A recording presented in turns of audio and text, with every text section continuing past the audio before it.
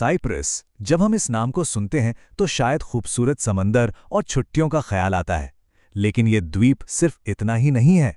ये तो पूर्वी भूमध्य सागर में एक ऐसा ऐतिहासिक चौराहा है जिसने हजारों सालों से बड़ी बड़ी सभ्यताओं को बनते और बिगड़ते देखा है। तो चलिए आज इस द्वीप के इतिहास के पन्नों को पलटते हैं और इसकी बहुत ही पेचीदा कहानी में उतरते हैं। सोचिए जरा, बस यही एक बात साइप्रस के इतिहास को कितना असाधारण बना देती है। इसकी कहानी किसी एक राजा या किसी एक साम्राज्य से शुरू नहीं होती है, बल्कि ये तो करीब 10,000 साल पहले पाषाण युग के उन पहले इंसानों से शुरू होती है जिन्होंने जमीन पर पहली बार कदम रखा था। आज हम इन 5 प्रमुख अध्यायों के जरिए साइप्रस के इतिहास का सफर तय करेंगे। इसकी प्राचीन नींव से लेकर इसके आज के जटिल स्वरूप तक हर पहलू को समझने की कोशिश करेंगे। तो चलिए कहानी को बिल्कुल शुरुआत से पकड़ते हैं। हमारी कहानी की शुरुआत होती है पाषाण युग से, जब पहले शिकारी संग्राहक इस द्वीप पर पहुंचे थे। ये बहुत दिलचस्प बात है ना, कि इस द्वीप का नाम ही उसके सबसे बड़े खजाने से आया है। कांस्य युग में साइप्रस का तांबा इतना ज्यादा कीमती था कि ये उस दौर की सबसे बड़ी ताकतों के लिए व्यापार और सत्ता का एक बड़ा केंद्र बन गया। इसी तांबे ने इसे हमेशा के लिए प्राचीन दुनिया के नक्शे पर ला दिया। और फिर कहानी में एक बड़ा मोड़ आता है माइसीनियन यूनानियों के आने से। देखिए, वो सिर्फ व्यापारी नहीं थे, वो अपने साथ अपनी भाषा, अपने देवता, अपनी पूरी संस्कृति लेकर आए, जिसकी गूंज आज भी साइप्रस की जड़ों में सुनाई देती है। लेकिन साइप्रस का जो सबसे बड़ा गुण था, यानी उसकी लोकेशन, वही उसका सबसे बड़ा अभिशाप भी बन गया।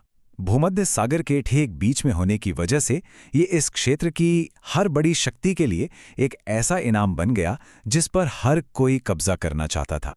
ये टाइमलाइन देखिए, एक के बाद एक साम्राज्य, असीरियन, मिस्रवासी, फारसी, यूनानी और आखिर में रोमन। ये एक तरह से सत्ता के रिले रेस जैसा था। हर साम्राज्य ने अपनी छाप छोड़ी, लेकिन द्वीप की जो अपनी आत्मा थी वो हमेशा बनी रही।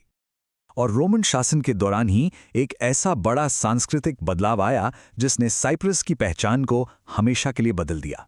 ईसाई धर्म का आगमन हुआ और उसने यहाँ इतनी गहरी जड़ जमा ली कि वो आज तक द्वीप की विरासत का एक बहुत ही अहम हिस्सा है। अब हम कहानी के अगले पड़ाव पर आते हैं, मध्य युग। यह एक ऐसा दौर था जब साइप्रस ईसाई यूरोप और पूर्व की ताकतों के बीच टकराव का एक अहम मैदान बन गया था। ये पूरा दौर एक तरह से सत्ता के खेल जैसा था। बाइजेंटाइन शासन से लेकर धर्म योद्धाओं के कब्जे तक, और फिर एक फ्रांसीसी राजवंश के लगभग 300 साल के शासन के बाद द्वीप वेनेशियन के हाथों में चला गया। निकोसिया और फमागुस्ता के चारों ओर आज भी जो विशाल दीवारें खड़ी हैं, वो उसी दौर के शक्ति संघर्ष की गवाही देती हैं। और अब हम उस दौर में आ रहे हैं जहां से आधुनिक साइप्रस की कहानी की जड़ें निकलती हैं। ये वो दौर था जिसने 20वीं सदी के संघर्ष की नींव रखी। 1571 में एक और बड़ी ताकत ने द्वीप पर कब्जा किया, ओटोमन साम्राज्य, और उनका शासन 300 से ज्यादा सालों तक चला। इस दौर ने द्वीप की डेमोग्राफी, मतलब यहाँ की आबादी की बनावट को पूरी तरह से बदल दिया, क्योंकि यहाँ एक बड़ी संख्या में तुर्की मुस्लिम आबादी आकर बस गई। फिर आया ब्रिटिश शासन, और इसी दौरान दो अलग अलग सपने, दो अलग अलग राष्ट्रवादी विचारधाराएं पनपने लगी। जो बहुसंख्यक ग्रीक साइप्रस वासी थे वो ग्रीस के साथ मिलना चाहते थे, जिसे एनोसिस कहा गया। वहीं जो अल्पसंख्यक तुर्की साइप्रस वासी थे वो द्वीप के बंटवारे के पक्ष में थे। ये दो बिल्कुल विपरीत लक्ष्य आने वाले संघर्ष का मंच तैयार कर रहे थे। और यहीं से हम कहानी के सबसे हालिया और शायद सबसे दर्दनाक अध्याय पर पहुंचते हैं, आज़ादी और वो घटनाएं जिन्होंने द्वीप को उसके आज के विभाजित स्वरूप में पहुंचा दिया। साइप्रस गणराज्य की शुरुआत तो उम्मीद के साथ हुई, लेकिन इसका संविधान बहुत ही जटिल था और ये एक बहुत ही नाजुक समझौते पर टिका था। दुर्भाग्य से ग्रीक और तुर्की साइप्रस वासियों के बीच सत्ता साझा करने की ये व्यवस्था चल नहीं पाई और दोनों समुदायों के बीच तनाव बढ़ता ही चला गया।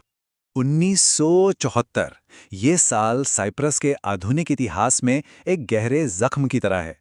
पहले ग्रीक सरकार के समर्थन से एक तख्ता पलट हुआ, जिसका मकसद द्वीप को ग्रीस के साथ मिलाना था, और इसके जवाब में तुर्की ने द्वीप के उत्तरी हिस्से पर आक्रमण कर दिया। उस आक्रमण का नतीजा ये हुआ कि द्वीप दो हिस्सों में बंट गया, और ये बंटवारा आज तक कायम है। दक्षिण का हिस्सा, जिसे अंतर्राष्ट्रीय स्तर पर साइप्रस गणराज्य के रूप में मान्यता प्राप्त है, यूरोपीय संघ का सदस्य है, जबकि उत्तरी हिस्से को सिर्फ तुर्की ही मान्यता देता है। तो साइप्रस की कहानी साम्राज्यों की, संस्कृतियों की और संघर्षों की कहानी है। इसका लंबा इतिहास ही इसका सबसे बड़ा खजाना भी है और शायद सबसे बड़ा बोझ भी। और आज सबसे बड़ा सवाल यही है कि क्या ये चौराहा, जो हजारों सालों से दुनिया को जोड़ता और बांटता रहा है, कभी फिर से एक हो पाएगा?